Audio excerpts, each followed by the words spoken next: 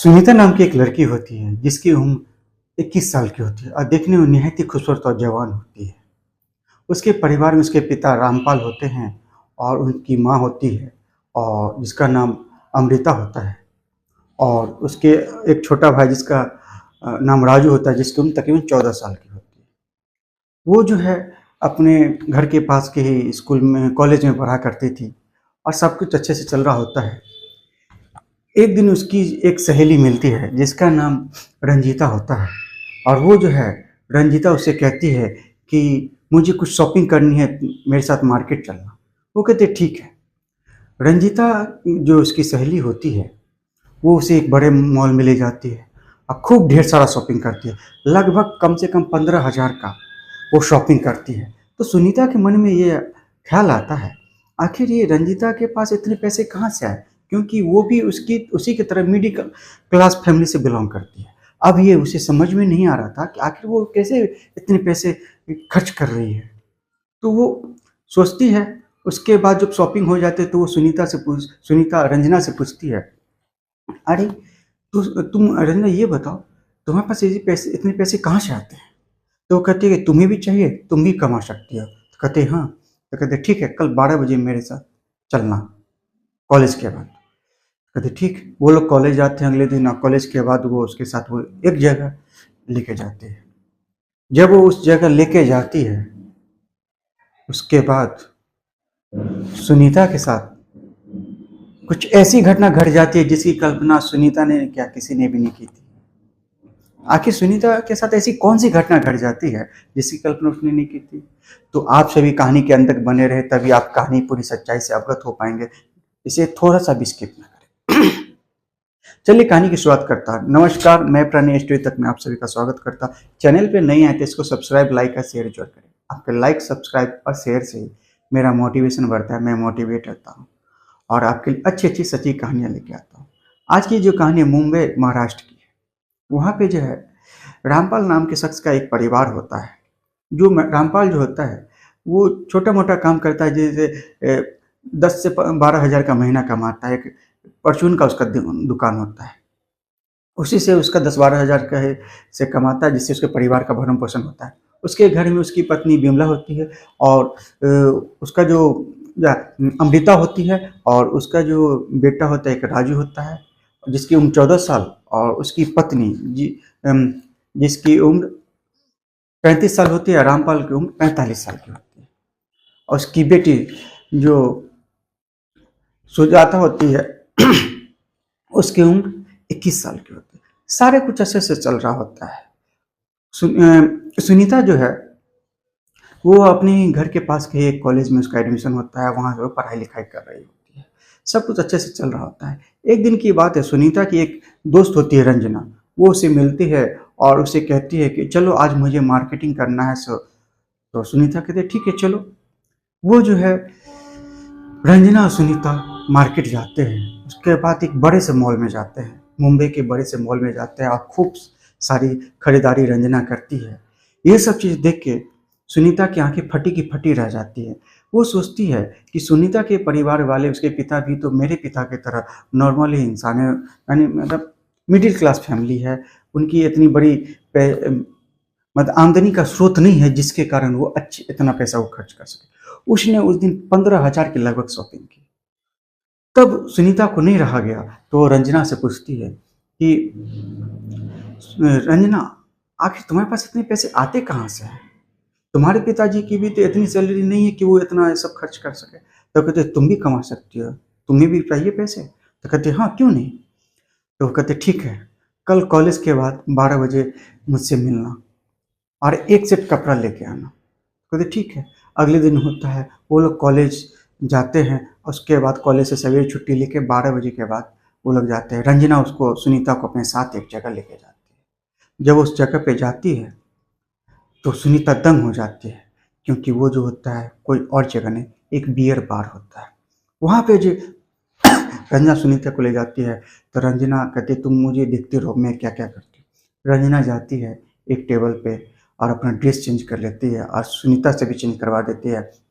और उसका रंजना एक टेबल के पास जाती है और उसे शराब सर्व करती है और उससे कुछ बातचीत होती है, उसके बाद एक कमरे में लेके जाती है। तकरीबन 1 घंटा के बाद वो कमरे से निकलती है, तब वो देखती है। सुनीता ये सब चीज़ नोटिस करती है, उसके बाद जब वो आती है, तो वो सुनीता पूछती है, "क्या बात है, तुम क्या करने गई थी?"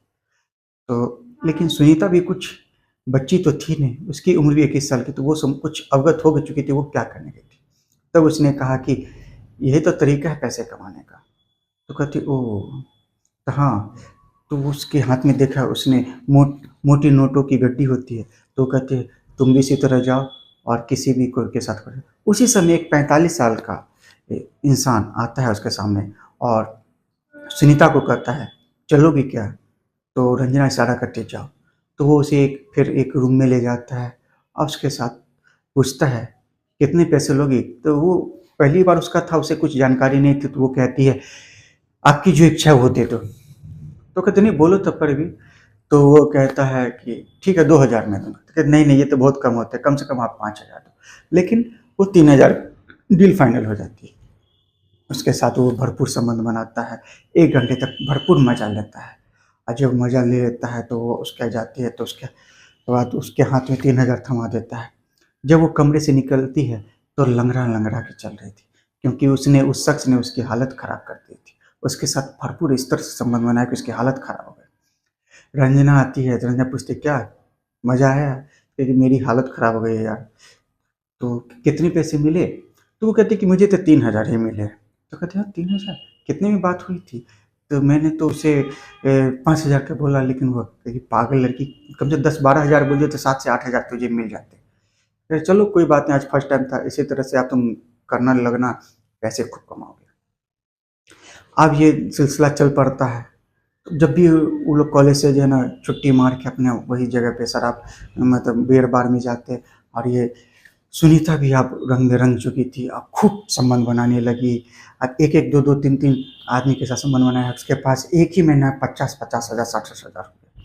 अब वो खूब पैसे के खूब अपने पास खर्च उर्च करती और अपना पैसा छिपा छिपा के रखने लगी। अब जो है एक दिन की बात होती है, ये सब भी रंजना भी साथ सारा कुछ चलता है। ये सब कम से कम 5-6 महीना चलता है, तो रंजना के पास भी खूब ढेर सारा पैसा, सुनीता के पास भी खूब ढेर सारा पैसा आ जाता है।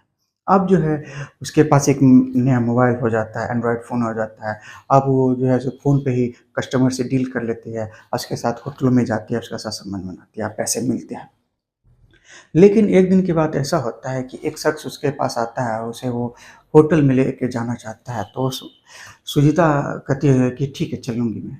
वो जाती है उसके साथ और उसके होटल में संबंध बनाती है। उसी समय जो है ना पुलिस की वहाँ रेड पड़ जाती है और कम से कम 7 से 8 कपल वहाँ पकड़ा जाते हैं। तो सुनीता के साथ जो लड़का होता है वो कहता है, पुलिस वाले से साइड में जाके बात करता है, "सर कुछ पैसे ले दे के बात खत्म करिए ना।" तो पुलिस वाला कहता है, "मैं रिश्वत नहीं लेता, मैं रिश्वत नहीं लूँगा, तुम सभी अपने गार्जियन को बुलाओ।" तो वो कहती है कि आखिर कैसे? तो वो कहता है, "नहीं सर, किसी तरह मान जाए थे।" लेकिन पुलिस वाला मानने से इनकार करता है। फिर उनके बैग वूग से तलाशी होती है, तो उनका सबका आधार कार्ड निकलता है, तो फिर उसके घर के एड्रेस पे उसकी माँ को फ़ोन किया जाता है। नंबर लेने के बाद उसकी माँ को सारा कुछ बताया जाता है, तो वो उसका तो दिमाग सन्न हो जाता है कि मेरी बेटी क्या कर रही है। उसके पिता जब सामने आते हैं, तो ये सारी कहानी सुनीता की माँ उसे अपने पति को सुनाती है। उसके बाद वो लोग फ़ौरन थाने पहुँचते हैं और अपनी बेटी के बारे में पुलिस वाले से कहते हैं। तो पुलिस वाले कहते हैं, "क्या तुम लोग अपनी बेटी से यही गंदा काम धंधा करवाते हो?" तो कहते हैं, "सर हमें तो ये तो मालूम भी नहीं, मैं तो समझता हूँ कि मेरी बेटी कॉलेज जाती है पढ़ने के लिए, मुझे पता तक नहीं है कि मेरी बेटी ये गंदा काम कर रही है।" वो उसके पिता बहुत शर्मिंदा होते हैं, फिर उसी तरह वहाँ से छुड़ा-उड़ा के घर लाते हैं और उसे घर एक कमरे में बंद कर देते हैं। अब ये वो सुनीता वो को तो बेचैनी लगी रहती है, पैसे कमाने का ये सब गलत हरकत में वो लिप्त थी। तो एक दिन क्या होता है, कुछ दिन के बाद उसके पिताजी ने एक पास में ही एक लड़के से अच्छा लड़का देख के उसकी शादी कर दी। सुनीता की शादी हो जाती है, कुछ दिन तो बहुत अच्छे से कटते हैं, लेकिन सुनीता की आदत जाने वाली कहाँ थी। वो घर पर भी अपने पति जब भी काम पे जाता, तो वो जो है उसकी पत्नी बस मर्द को फँसाती है, उसके साथ संबंध बनाना शुरू करती है। लगभग 5-6 महीना बीत जाने के बाद ये सब सिलसिला जारी रहता है कि एक दिन उसके पति के कानों में ये सब सारी बातें पहुँचती हैं। उसके बाद उसका पति आग बबूला हो जाता है और वो अपनी पत्नी को ले जाके अपने ससुराल छोड़ देता है और उसे डाइवोर्स दे देता है। कहता है कि मैं अपनी आपकी बेटी के साथ हरगिज़ नहीं रह सकता, ये नहीं सुधरने वाली है। अब जो है सुनीता जो है अब कहीं की नहीं होती है, क्योंकि उसके पास अपना जो एक घर था, ससुराल था, वो भी छूट चुका होता है और अब बहुत परेशान हो चुकी है। लेकिन माता पिता तो माता पिता होते हैं। बेटी या बाल बच्चे कितने ही बुरे हों, लेकिन उसको छोड़ कैसे देंगे। उसने अपने बच्चे को अपने घर में रख रखा। अब सुनीता की ज़िंदगी जैसे तैसे कट रही होती है। तो आज की कहानी यहीं पे ख़त्म होती है। आज की कहानी सुनाने का मेरा मकसद ना किसी को ठेस पहुँचाना, ना दुःख पहुँचाना। बस आपको जागरूक करना, सतर्क करना कि आप अपनी ज़िंदगी में कुछ ऐसा फैसला कभी ना करें जो आपके लिए ज़िंदगी में दुःख का कारण बन जाए। सुनीता का भी यही फैसला, उसका पैसा कमाने का गलत राह उसकी ज़िंदगी को बर्बाद कर देता है। तो आप सभी लिए ज़िंदगी अपने संभल कर रहें, सतर्क रहें। चलिए, जिन भाइयों ने मेरे पिछले वीडियो में कमेंट किया, मैं उन सभी का नाम लेना चाहूँगा। राज दिल्ली से हैं, अरविंद लुधियाना से हैं, अमरिंदर जो हैं सो गाजियाबाद से। इन सभी का तहे दिल से धन्यवाद। आप सभी मेरे वीडियो को बहुत पसंद करें, लाइक करें, शेयर करें और आप मुझे दीजिए इजाज़त। मैं मिलता हूँ आपसे नेक्स्ट एपिसोड में, तब तक